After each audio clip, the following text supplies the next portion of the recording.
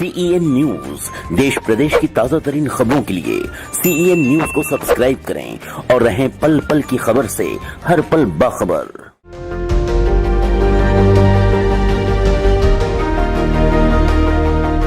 गत वर्ष की भांति इस बार भी बहराइच में पटेल समाज से जुड़े लोगों ने सरदार पटेल की 146वीं जयंती बड़े ही धूमधाम व हर्षोल्लास से मनाई।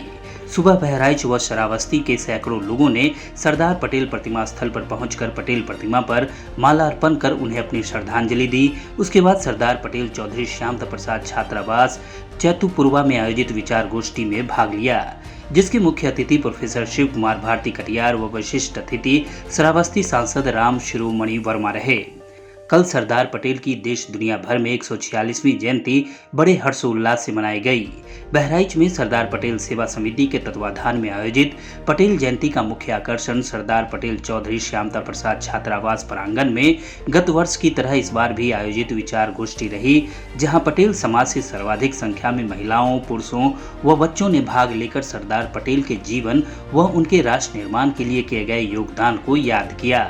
इस कार्यक्रम के मुख्य अतिथि प्रोफेसर शिव कुमार भारती कटियार समेत तमाम लोगों ने जहां सरदार के जीवन से जुड़ी तमाम घटनाओं पर प्रकाश डाला, वहीं छोटी बच्ची दिव्या वर्मा ने सरदार के बारडोली किसान आंदोलन पर बेहद शानदार व्याख्यान प्रस्तुत किया। कवि और व्यंगकार सुमित पटेल ने इस अवसर पर किसान की दुर्दशा पर वर्तमान परिस्थितियों का चित्रण किया। इस दौरान सरदार पटेल सेवा समिति से जुड़े लोगों ने पटेल समाज के शैक्षणिक व सामाजिक परिवेश में बेहतर सुधार पर जोर दिया। कैसरगंज क्षेत्र के जमलदीपुर निवासी अध्यापक रघुराज प्रसाद वर्मा ने अपने बेटों को SDM व नायब तहसीलदार पद पर चयन होने के पीछे उनके धैर्य व लगन के साथ की गई प्रतियोगिता परीक्षाओं की तैयारी पर विस्तार से जानकारी दी। तो जिला अंबेडकर नगर निवासी व बहराइच मेडिकल कॉलेज में कार्यरत chest physician doctor Ajit Kumar Verma ने बताया कि किस तरह बेहतर पढ़ाई के जरिए उन्होंने मेडिकल की व उनके भाई ने बतौर किसान पुत्र IIT गुवाहाटी से बिना फीस के अपनी इंजीनियरिंग की पढ़ाई पूरी की। श्रावस्ती में कार्यरत अध्यापक प्रेम वर्मा पटेल ने कहा कि अभिभावकों को चाहिए कि अपने बच्चों को उसके रुचिकर क्षेत्र से जुड़े स्थानों व उसमें कार्यरत लोगों के पास अवश्य ले जाना चाहिए। उन्होंने अपने संबोधन के दौरान स्वयं से तैयार महापुरुषों के चित्र प्रस्तुत किए। इस दौरान बहराइच और श्रावस्ती में कई स्कूलों में सरदार पटेल सेवा समिति के तत्वाधान में आयोजित निबंध प्रतियोगिता में सफल हुए छात्रों को पुरस्कार व प्रशस्ति पत्र देकर सम्मानित किया।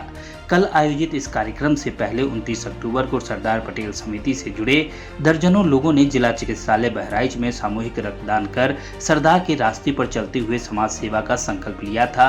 उन्हें भी कल सामूहिक रूप से सम्मानित किया गया। बहुत बहुत धन्यवाद देता हूँ।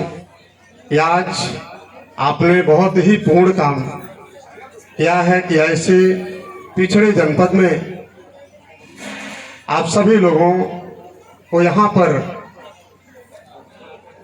सरदार पटेल जी की जयंती के शुभ अवसर पर आप लोग इकट्ठा करने का काम करते हैं और एक समाज में प्रेरणा देने का काम करते हैं, क्योंकि ये कार्य जो है बहुत ही पुनीत कार्य है और लगभग हमें भी आप सभी लोगों का जो सौभाग्य प्राप्त हुआ है कि लगभग तीसरी बार मुझे भी इस कार्यक्रम में पहुंचने का सौभाग्य प्राप्त हुआ है। एवं प्रबंध समिति के सदस्यगण एवं दूर दराज से आए हुए सभी गणमान्य नागरिकों को मैं दिव्या वर्मा आपको प्रणाम करती हूँ। आज राष्ट्रीय एकता दिवस के अवसर पर हम सभी लोगों को इस प्रांगण पर एकत्रित होने का अवसर प्राप्त हुआ है। हम सभी लोग प्रतिवर्ष पटेल जयंती मनाते हैं, क्योंकि सरदार वल्लभ भाई पटेल जी ने 565 रियासतों का एकीकरण किया था। यह कितना बड़ा एवं असंभव कार्य था। सोचो, यदि इन रियासतों का एकीकरण ना होता तो हमें जम्मू कश्मीर से कन्याकुमारी और गुजरात से अगरतला जाने के लिए 7-8 बार वीजा लेना पड़ता। यह एक देश नहीं, कई देशों का समूह बन जाता। अंग्रेजों ने जहां हिंदुस्तान को टुकड़ों में बांटा था, वही सरदार वल्लभ भाई पटेल जी ने उस खाई को बांटा था। वल्लभ भाई पटेल जी को हम सरदार क्यों कहते हैं? आज हम आप आपको उनके बारे में बताएंगे कि उन्हें सरदार की उपाधि कैसे मिली, उन्हें सरदार क्यों कहा जाता है।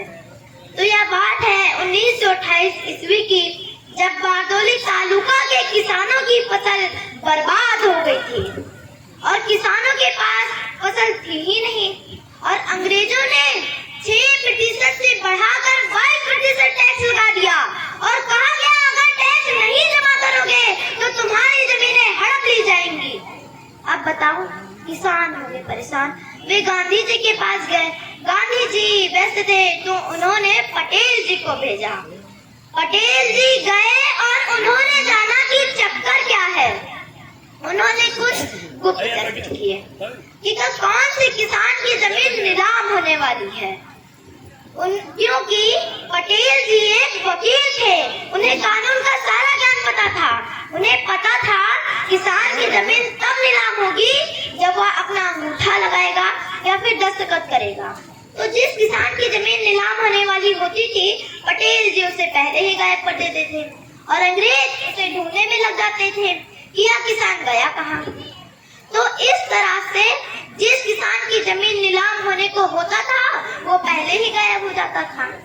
एक एक किसान गायब हो जाता और 2 महीने बाद वापस आ जाता। और पटेल जी के जो गुप्तचर थे वे सारी की सारी जानकारी पटेल जी को देते थे। अंग्रेज हो गए परेशान।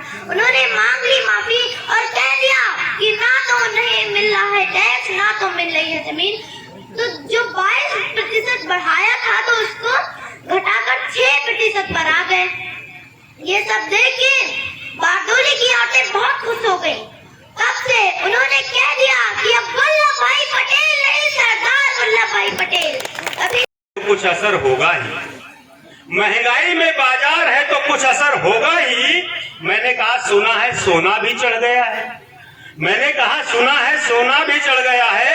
टीवी, फ्रिज, वॉशिंग मशीन का दाम भी बढ़ गया है।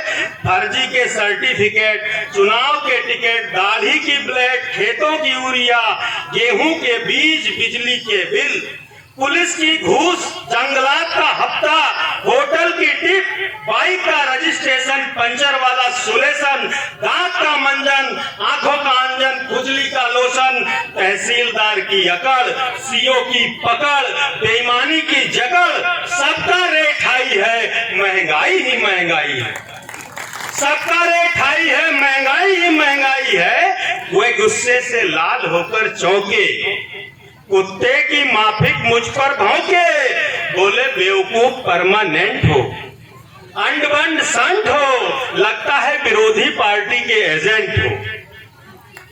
विकास हो रहा है तुम नहीं देख पाओगे, देखना अच्छे दिन आएंगे तब मान जाओगे। माना कि कुछ चीजों का रेट बढ़ता जा रहा है, पर देश भी तो बुलंदी की सीढ़ियां चढ़ता जा रहा है।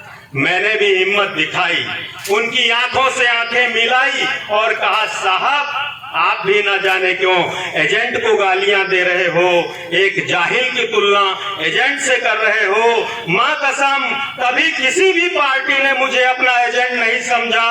सभी दलों के लिए समान हूं, किसी ने मुझे डिफरेंट नहीं समझा। अरे मैं वो हूं जो बादल की ओर देखकर मौसम का अनुमान लगा लेता है। मैं वो हूँ जो बादल की ओर देखकर मौसम का अनुमान लगा लेता है। मुट्ठी भर बीज को अन्न का भंडार बना देता है। बंजर को भी मैंने हरियाली में बदला है। दुनिया की भूख तब मिटी जब मेरा पसीना निकला है। दुनिया की भूख तब मिली मिटी जब मेरा पसीना निकला है। मैं वो हूँ जिसकी जिंदगी दमा, मलेरिया, खांसी है। मैं वो हूँ जिसे हर रस्सी में दिखती फांसी है। मैं वो हूँ जिसके गंदे कपड़े देख अधिकारी केबिन से दुत्कार देते हैं। मित्रों, कविता थोड़ी सीरियस हो रही है, ध्यान से सुनना। मैं वो हूँ जिसके गंदे कपड़े देख अधिकारी केबिन से दुत्कार देते हैं। मैं वो हूँ जिसने सदियों से सर्दी, गर्मी, बरसात झेला है। मैं वो हूँ जिसके चारों ओर गमों का मेला है। मैं वो हूँ जिसका बेटा इलाज के अभाव में दम तोड़ देता है। मैं वो हूँ जिस पर मंत्री का बेटा अपनी गाड़ी छोड़ देता है। मैं वो हूँ जिस पर छोटी सी बात पर सिपाही अपना डंडा छोड़ देता है। मैं वो हूँ जो विकास की आस में रोज बिकता गया हूँ। अच्छे दिनों के प्रलोभनों में साबुन सा घिसता गया हूँ। मैं वो हूँ जो विकास की आस में रोज बिकता गया हूँ। अच्छे दिन के प्रलोभनों में साबुन सा फंसकर घिसता गया हूँ। कभी तो सिद्ध हो जाएगा कि मैं भी इंसान हूँ। हालांकि मैं भारत का किसान हूँ और सोशल मीडिया से जुड़ा मेरा हर दोस्त किसान का बेटा, वंशज या खुद एक किसान है। मगर अजीब बात है कि हर कोई जानकर भी अपनी समस्या से अनजान है। बहुत दे चुके हो जन्मदिन की बधाइयां, बहुत शुभकामनाएं बांट चुके हो त्योहारों की। मित्र, अब अपनी ओर वापस लौट आओ और देखो जरा गौर से अपने खेतों को, अपनी फसलों को, अपने नन्हे मुन्ने राजकुमार राजकुमारियों के भविष्य को एक बार फिर नजरें दौड़ाओ। एक अनुमान लगाओ कि खेतों का मौसम कैसा है। खबर है हमारी पराली मौसम को खराब कर देगी। हमारे गन्ने की चीनी शुगर का लेवल बढ़ा देगी। अब ऐसे में हमारे खेत तो राष्ट्रीय संकट बन गए हैं। और इस संकट से निपटने के लिए कानून भी बन गए हैं। इस संकट के निदान स्वरूप हमें निपटाया जा रहा है। हमारी बर्बादी को हमारा मुनाफा बताया जा रहा है।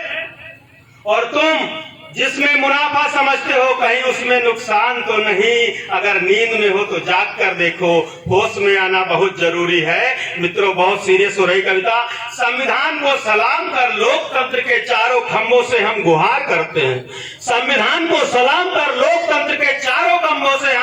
करते हैं कि जोहार कर साहब, हम आपसे एक सवाल करते हैं। चलो मैंने भी मान लिया चीजों के दाम बढ़ने से देश बुलंदियों की सीढ़ी चढ़ रहा है। यदि हमारी फसलों का भी उचित दाम मिल जाता तो क्या देश बुलंदियों की सीढ़ी से नीचे गिर जाता। जय पटेल, जय समाज, नमो बुद्धाय। बहराइच से नूर आलम वारसी की रिपोर्ट।